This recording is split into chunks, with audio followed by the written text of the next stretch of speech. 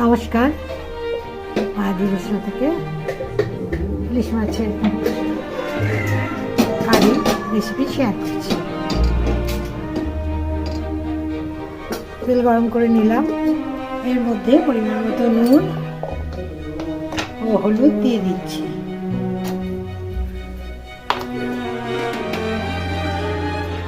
মাখিয়ে দেব। কালো জিরে ভেজে নিয়ে মাছগুলো দিয়ে দিলাম। মাছগুলো একটু এপিট ওপিট করে ভেজে দেব। 3 পোস্ত লঙ্কা বেটে নিলাম। এর মধ্যে আলুর উপর হলুদ ও নুন দিয়ে দিলাম।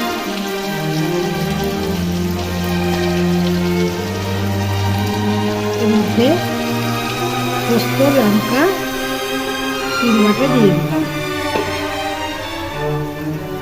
মিক্সির বাটি ধুয়ে জলটা দিয়ে দেব।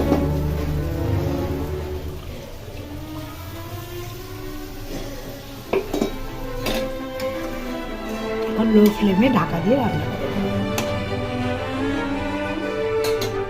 এর মধ্যে 2টি কাঁচা লঙ্কা দিয়ে দিলাম।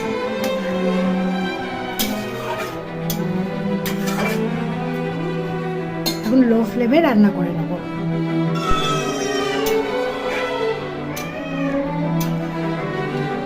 জল দিয়ে দিলাম।